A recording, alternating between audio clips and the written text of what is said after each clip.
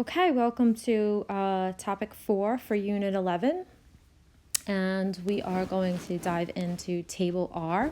I do suggest that if you did not do topic 1, 2, and 3, you need to go back. This would make no sense to you if you do not. Topic 4 is all about functional groups, which is on Table R. So please have Table R out and about. It is going to be your main reference point. We're going to learn kind of how to use it. And to make a, kind of long story short, what Table R is all about is we're adding in either halogens or oxygens and nitrogens in places where typically a hydrogen would be. I do want to suggest, if you haven't already, I've returned back your drawing and your naming organic structures assignment. If you haven't fixed the errors that you made in my feedback, I gave you some feedback. Please go forward and do that, and then come back to this. Okay, let's go. So Table R, this is what it looks like. I want to just focus on the headings for a moment, right? Class of compound. And there are 9 sections in here. We're only going to go through the first 5 for this video, and I'm going to break it up into another video so that it's not just all one big chunk. So the class of compounds, you'll see these are the names. This is what we call them. Functional group, what we're calling the functional group is what we're adding to make it different. And so depending on what we're adding and where we're adding it to, it's going to be that particular functional group. The general formula is similar to the CN plus H2N plus 2 and all of those for the alkenes, and alkynes. It's going to be written just a little differently. We'll explain that. And then, of course, this right here. This is like your end-all be-all. You need to use this to kind of help you answer some of the questions. Okay, so now I also know that some of you are kind of typing into Google and you're looking up structures based on that. You're never going to get the IUPAC name each and every time. Now, IUPAC is the system that we are learning, and that is the system that is kind of universally understood. There are tons and tons of common names for organic structures. So when you give me a name that's a common name, I know that you've looked that up. So please try not to do that. I also can't gauge whether or not you're actually doing it and you're getting an understanding of it. Okay, so if you're having any trouble, please make sure you get in touch with me. Okay, so what is the first class of compounds that we're going to be looking at? We're going to be looking at halide groups or halocarbons. And there you go, you got halogens in both of them. So what is that? A halogen, which is group 17. And so that's fluorine, chlorine, bromine, and iodine. These atoms are on the chain in place of a hydrogen. And the reason why this works, the reason why they're able to go in place of a hydrogen is because these halogens have 7 valence electrons. This is really not writing for me. Okay, so they have 7 valence electrons, and they only need 1 more to share to get that octet. And so they make a bond very similar to hydrogen, because hydrogen only needs to be. We're looking at 2 examples here, 2-chloropropane and 2-iodobutane. We're going to come back to these. I want to show you the table R first. Okay, so let's go back to table R. And what you'll see here is halocarbons. I am a big mess tonight. Okay, so you'll see halocarbons or halides, and you'll see the names that we give these halogens if we're going to be using them. So you'll notice that if it's fluorine, it's fluoro, chlorine, chloro, bromine, bromo, and iodine, iodo. Yes, that sounds funny. But those are the names that we would give it in terms of the prefixes before the main chain. Okay, so we're going to go through an example. Then we have RX. Okay, so what does this RX mean? This R, if you look all the way down on your reference tables, it says it represents a bonded atom or group of atoms. And even more so, for our purposes, it's any hydrocarbon that we want to attach it onto. Okay, so we can attach this in place of a hydrocarbon. This is a halogen. So the example is this, and you'll notice the example is written in condensed structural form. So we're going to take that and we're going to figure out how they did that. Okay, so 2-chloropropane. So I'm going to basically write what they have here. And so they have CH3, CHCl, and then CH3 again. And we're going to figure out where they got this name from. So CH3. And so here's my CH and 3. Okay, here's my C. Here is my H. I'm just putting the H on the bottom. I could have put it on the top. And then I'm going to put the Cl where another H would be, right? This is the whole point of this. We're replacing the H with a halogen. And then another C, and then 3 more H's. Okay, so how do we name this? We're going to name this just like we would if we had a side chain. So longest continuous chain of carbons is 1, 2, 3, which gives us propane.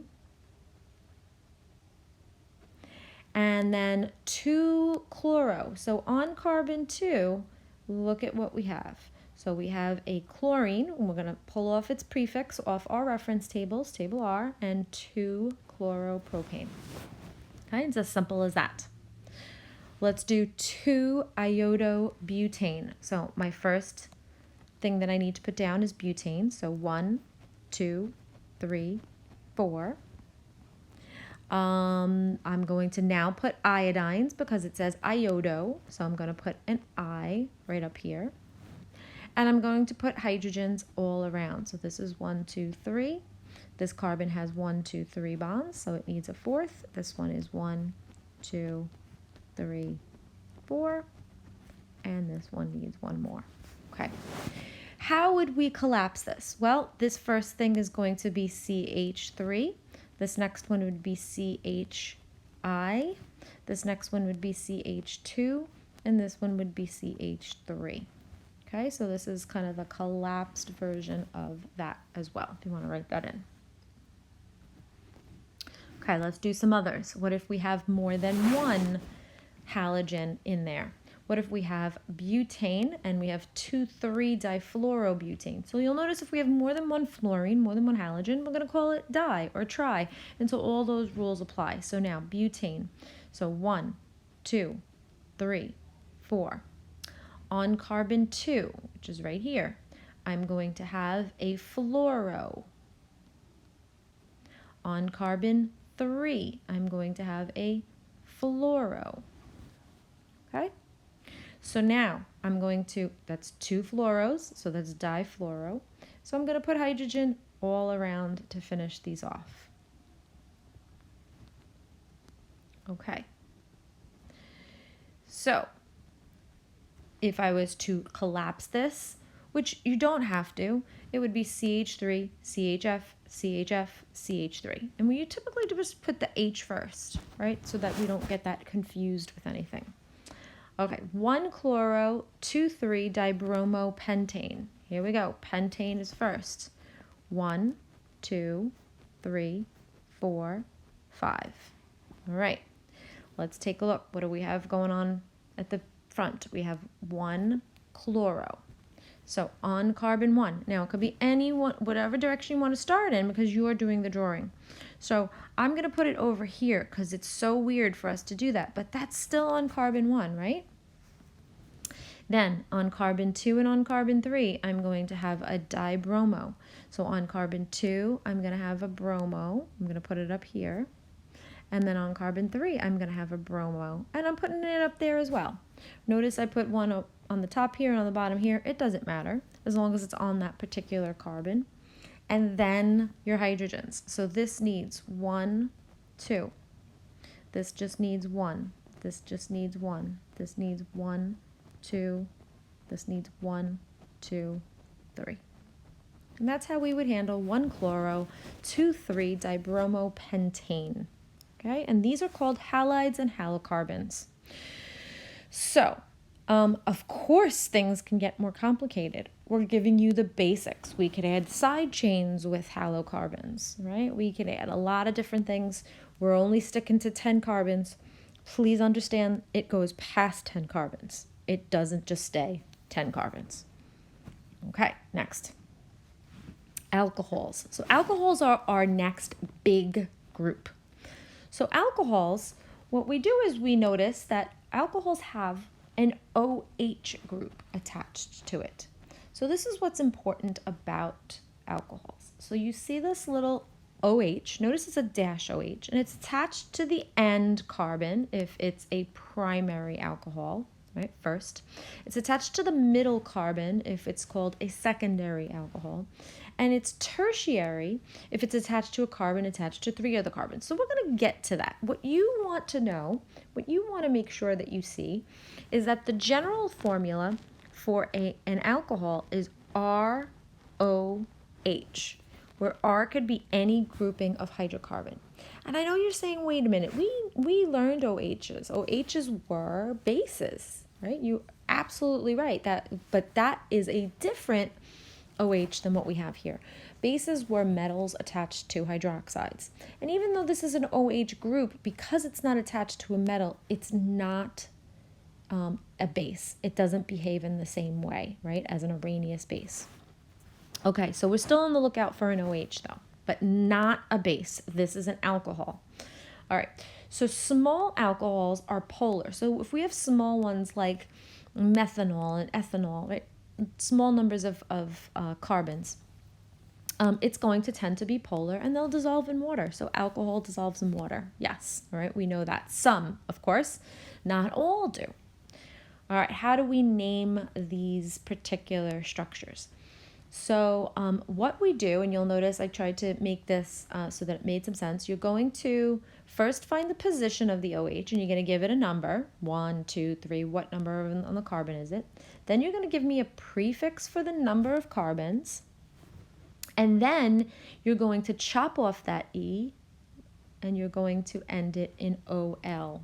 So alcohols end in OL, okay? So methanol, ethanol, all of those, as you're looking at these names here.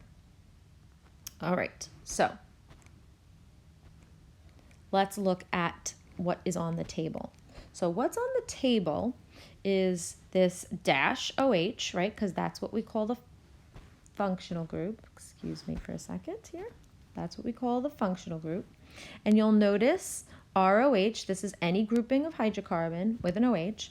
And the one they give us is called 1-propanol. So we're going to pick that apart. We're going to try and figure out how they figured that out and where we're getting those names from. Super, super important. So let's look. 1-propanol. All right, so we have CH3,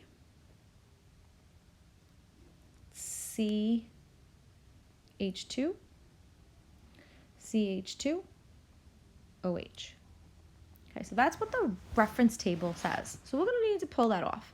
So let's draw this. CH3, right? I'm going to just leave the H's off.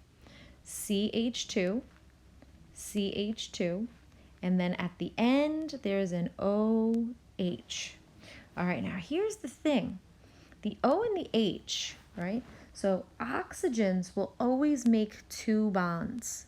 And that's because they have 6 valence electrons, so they need to make 2 bonds to get that extra 2 to make the octet. So there's actually a bond in between here. So this is like an O dash and an H. But to avoid making that other dash, we just say OH, OH. And so it's important that you're always attaching it to the oxygen and not anywhere else. All right, how is this propanol? Well, 1, 2, 3, continuous chain of carbons, that's prop. So normally we would be writing propane, but we're going to chop off the E and we're going to end it in all. All right, that's how all alcohols are. And what number do we give it? Well, we're going to start counting from the right because that will give us a smaller number. If we counted from the left, it would give us a 3. And so this is going to be 1-propanol instead of 3-propanol. There's no such thing.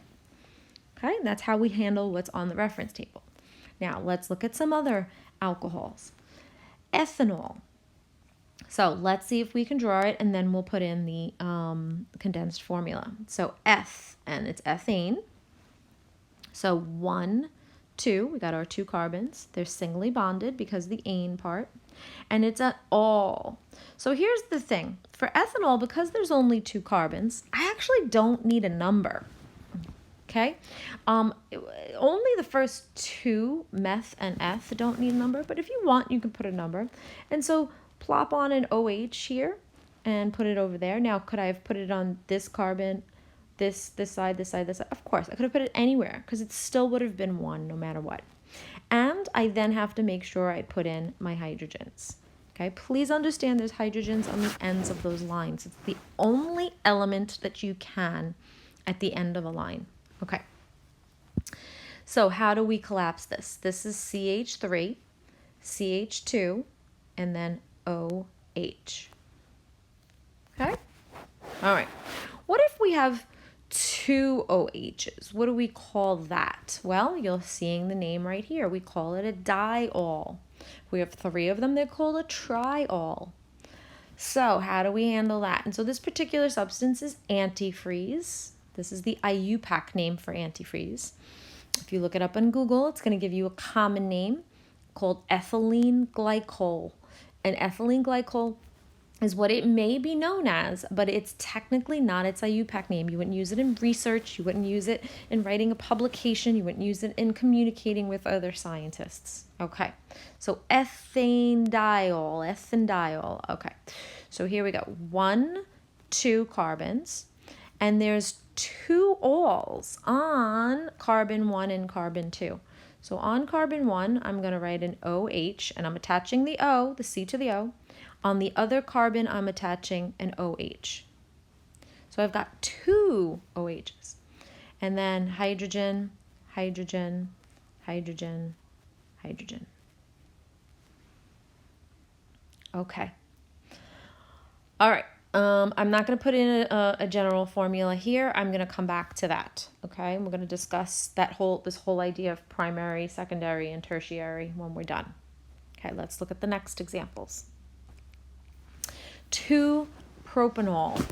All right, so let's start drawing these. So 2-propanol. So prop, so 1, 2, 3. And then all on the second carbon. So the OL means on the second carbon, I'm going to put an OH. I need to make sure I put hydrogens all around. If I don't put hydrogens all around, it is incorrect. Some of you gave me structures where you just plopped the C and you called it a day and you handed it in. I know it's, like, hey, what's the difference? You know they're there. Yeah, I know they're there, but I need to know you know they're there. Okay, next one is methyl 2-propanol. Okay, so we got 2-propanol again, but we're going to add a methyl on it. Okay, so let's figure out the propanol part first. Always figure out the end. 1, 2, 3. On carbon 2, I want an all, right? So this is exactly what we were just doing right there. But then I want to add methyl to it. Now, here's a very interesting thing that I'm noticing that's happening with some of you. This is what you're doing. You're trying to create, instead of putting methyl on this, what you're doing is you're saying, I'm going to put the C up here. Now, what's happening is putting a C on top of the end carbon just creates a continuous chain of carbons again. So putting a C on top of prop on the end actually just creates butane. So for a lot of you that got that question wrong, that's what's happening. Okay. So we have to make sure it's not that it's actually a side chain. And instead of putting it on this end or this other end, we have to put it in the middle. And in the middle, it is no longer a continuous chain of carbons. So I'm going to put my H's here. I'm going to put lines for my hydrogens, lines for my hydrogens. I'm going to change colors so that you can see this. This is prop. Now, 1, 2, 3. We're in a row. There's no ifs, ands, or buts about that. This is my side chain, and this is a side chain, I guess. Call it that. So methyl 2-propanol. Okay. One that's a little bit bigger, just so that you can see how it's not really changing, but it's this, it's the same idea. So sept is 7. So 1, 2, 3, 4, 5, 6, 7. on carbon 3. And so I'm going to count from the left. 1, 2, 3. I'm going to put an OH on that. 1, 2, 3. 1, 2, 1, 1, 2, 1, 2, 1, 2, 1, 2, 3. Okay.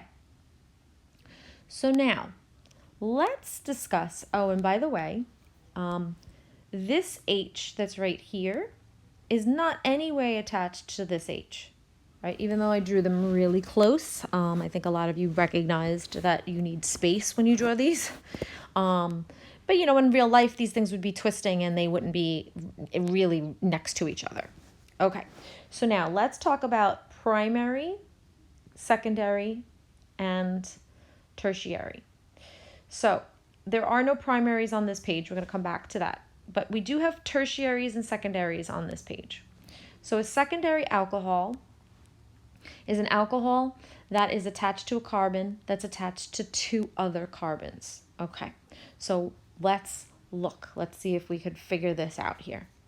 So here's my alcohol, and it's attached to a carbon that's attached to 2 other carbons.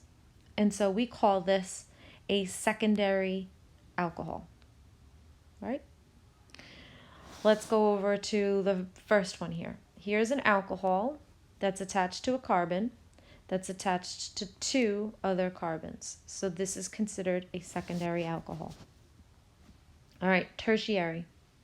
This is an alcohol that's attached to a carbon that's attached to 3 other carbons. So this is a tertiary alcohol.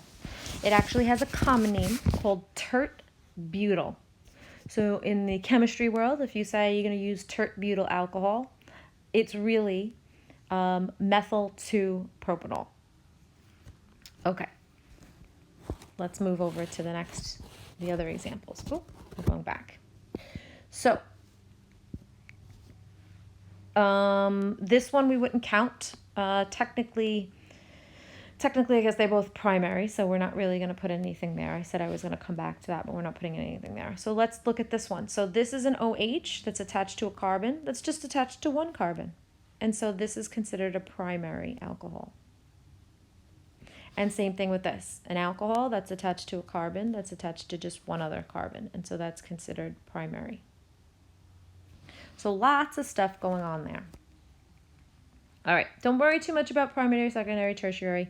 That definitely is an advanced topic. As long as you can name alcohols and identify them, you're in good shape. Okay, ethers. Ethers. So ethers is the next class of compounds down table R. I want you to take a look at it. You'll see it is written in dash O and then another dash. Okay, so what the heck does that mean? That means that oxygen is involved, a single bonded oxygen. And where is that? So here is our new way of looking at things. We're going to put an R, which means any grouping of hydrocarbon, an O in the middle, and then R prime. So R prime just means another grouping of R's, right? It could be the same as the first group, could be different. It doesn't matter. It just means there's 2 groupings. So essentially what's happening is this oxygen decided, hey, I'm going to interrupt my chain of carbons, and I'm being plopped right in the middle, right in the center between 2 carbons, right? So between 2 carbons. We use ethers in anesthetics. So originally, before we would knock you out with particular types of anesthesia, we would use a gaseous form of ether, and you'd breathe it in, and that would knock you out previous to surgery or for whatever other reasons. And that's what was used. Okay, now, how do we name these? So I like to look at them where we name the left side, we name the right side, and we plop down the word ether. Okay, so the prefix for the number of carbons on the right side, we're going to add -il, because technically it's not a chain. We've interrupted the chain. And then we do the prefix for the number of carbons for the second R, and we add that -il, and then ether. Okay, so if that's a little confusing, take a look at some of these examples. Ethyl, butyl, ether. Methyl, ethyl, ether. Okay, this one is Methyl, methyl, ether. Okay. The one on the reference tables is methyl ethyl ether. Okay, so the one on the reference tables is this: CH3O, CH2, CH3. Okay, so you're going to pull that one off. I apologize, I put it on the end here. So let's see if we can figure out why this is called that. So the CH3 is going to be like this, and then all of a sudden, bam, an O, right? So where did that come from? And then a CH2, and then a CH3. So I want you to recognize something very important. Oxygen has a bond on either side because it needs two bonds, and it's interrupting the chain of carbons. Interrupting the chain of carbons is important, right? So here's one side, and then here is another side. Okay, what do we name these? Well, this left side is one carbon based, so it's going to be called meth, and it's not methane, so we're going to call it methyl. And then this right side is two carbons, so we're going to call it ethyl. And because of the oxygen that's smack dab in the middle, we're going to call it ether. So methyl, ethyl, ether. Now, in reality, we're supposed to alphabetize these. I know, what? So it really should be ethyl, methyl, ether, because a molecule doesn't know the difference between the left and the right. However, the Regents table doesn't alphabetize, so I'm not going to make you alphabetize. Okay, so it's always been one of those sticky things for me, but we'll let it be. Okay, let's go to this first one, dimethyl ether. Now, first of all, why are we calling it dimethyl ether? Because it's methyl, methyl ether. And so to sound like we're not like repeating ourselves, methyl, methyl ether, which you absolutely can do. It is okay to just say methyl, methyl ether. We are going to put them together and write dimethyl ether. I know it's almost like a tongue twister, so don't try and say it fast. Okay, so let's see if we can write down draw the structure for methyl, methyl ether. So methyl is one carbon with an H3. And then because we're dealing with an ether, bam, an oxygen needs to be right in the middle. And then we need another CH3. Okay, so this is called methyl, methyl ether. Okay. So that kind of takes care of that. Now, let me just zone out an area for this. Let's do ethyl, butyl, ether. So I'm going to do ethyl first. Ethyl means two carbons, so 1, 2. And then, bam, an oxygen right in the middle because it's an ether. And then 1, 2, 3, 4. Okay, why? Because the butyl. We need hydrogens all around. 1, 2, 3, 1, 2. This doesn't get anything. 1, 2, 1, 2, 1, 2, 1, 2, 3. Okay? And if you're noticing, this is ethyl, this is butyl, and that is ethyl butyl ether. All right. Perfect. Let's keep going. Next. Oh, we did those. Yes. Next, aldehydes. Okay, if we go further down, we will see we have aldehydes. So aldehydes might sound familiar. The general formula for aldehydes is R, and you're just looking this up, with a carbon, a double bond O, and an H. Okay, so very, very specific. So now we are double bonding carbon. It's not just going to be a single bond here, right? So it's super important, right? With a double bond carbon. And then this R is, like I said, any grouping of hydrocarbons. So it could be anything.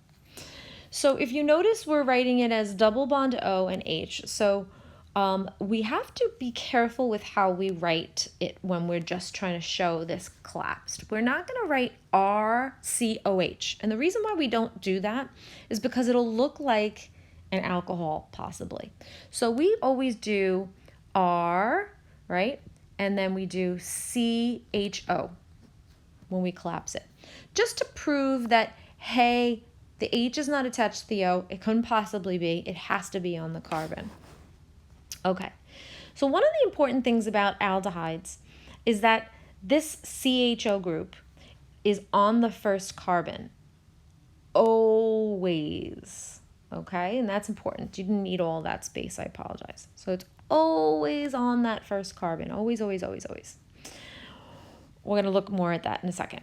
Okay. So used in preservatives. So you might be thinking, aldehydes, what do I know? Well, you probably know formaldehyde, right? We use formaldehyde to preserve animals, like when we're dissecting them. Sometimes in embalming, we use formaldehyde for humans.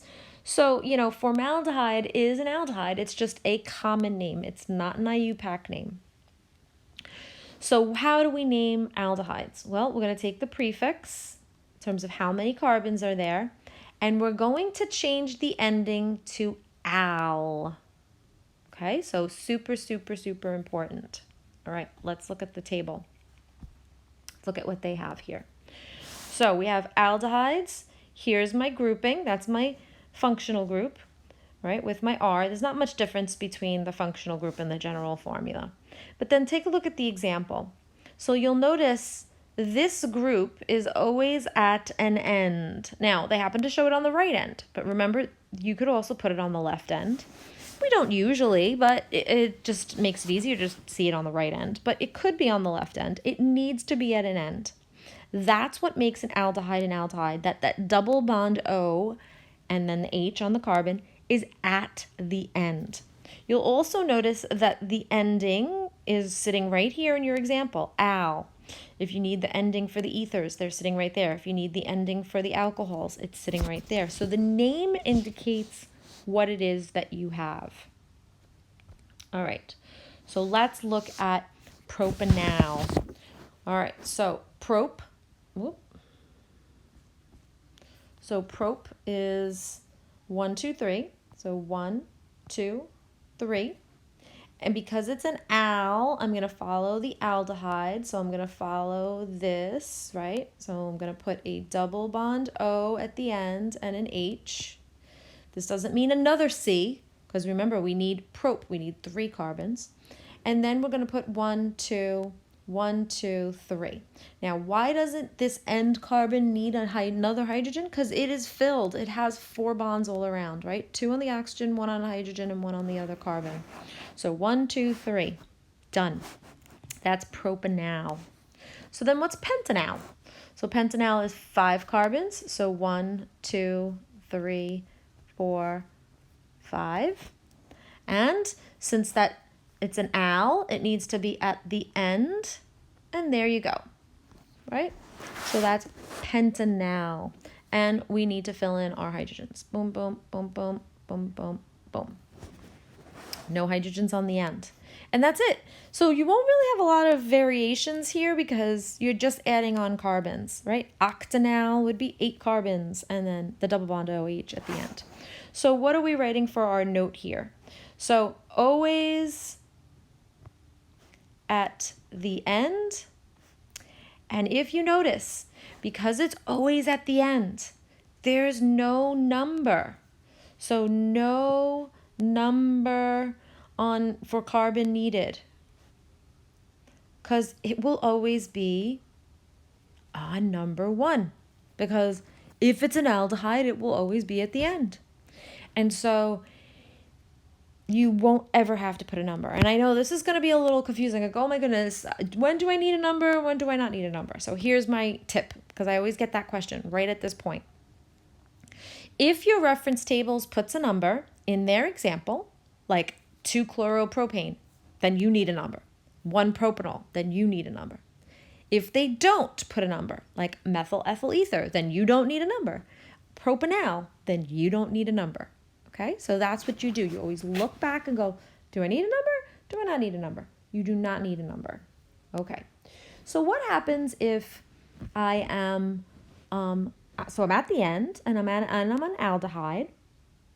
What happens if I'm not at the end, right? Did anybody wonder, well, what if I take this double bond O and I move it, right? Move it in towards, like start moving it in toward the structure.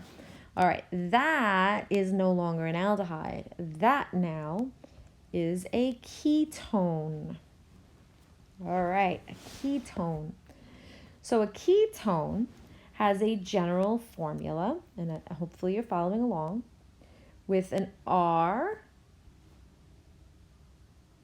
a C, a double bond O. Well, that looks familiar, but instead of an H, it's an R prime. Okay, so what that means is that the R's are other hydrocarbons. So the double bond O is somewhere in the middle. And so now it no longer behaves like aldehydes behave with their particular properties. It behaves like a ketone and with ketone properties, and we call it something different, and it's a different class of compounds. Notice they're both double bonded oxygens though. Okay. These are used to make nonpolar solvents.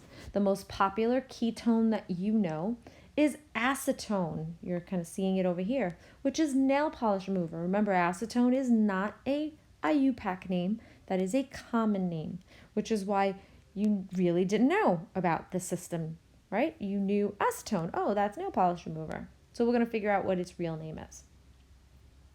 So how do we name these? We're going to locate the position of the CO bond, right? Where is it in the chain? We're going to figure out how many carbons we are having there. And then we're going to end it in "-one". So not one, that's not how we say it. When we put it all together, it ends in "-one", like a ketone. Okay, so let's look. So for ketones, right? R double bond, R prime, and then you'll notice, and I want you to pay attention to the example, 2-pentanone.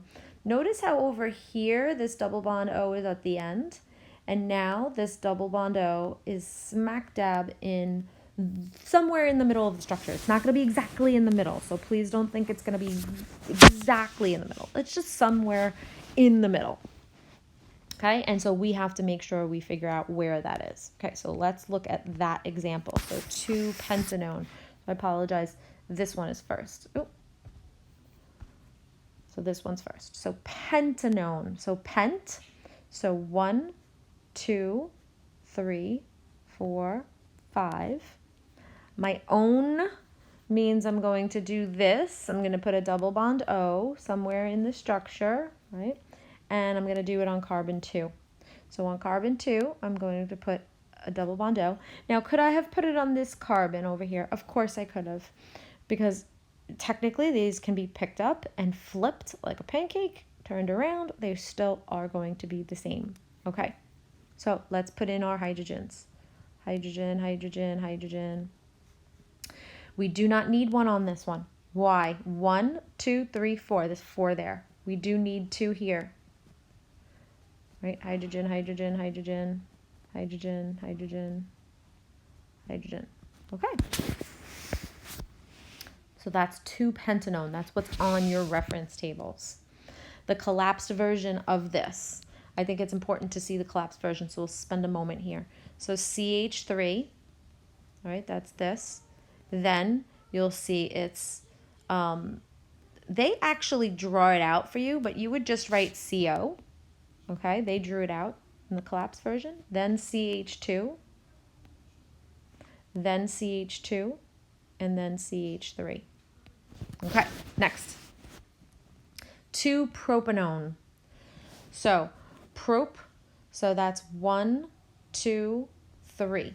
Okay, and because it's an one, we're going to put our double bond O on where they tell us to. Okay, so 2-propanone. And then we're putting in our hydrogens. Okay, so this is a nonpolar solvent. This is acetone. They're not all nonpolar, but these are very helpful because water is polar and water dissolves a lot of things. So we need solvents that are nonpolar, and these kind of fit the bill, right? A lot of them do. Not all of them, but a lot of them do. And so they help us dissolve things that water can't. Okay, like nail polish. Okay, so that's the first 1, 2, 3, 4, 5. Okay, I'm going to just do one more thing so that you can kind of see how things are related. We're going to stop here and then I'll make another video for the other 4. All right, one more slide here. So when we look at the table as a whole, and I want you to make sure that you see this because this is super, super important. We learned individual organic functional groups, but I want you to see how they're kind of all related to each other. Now, halogens are a thing all on their own, so we're not really going to connect that to anything other than they're like side chains.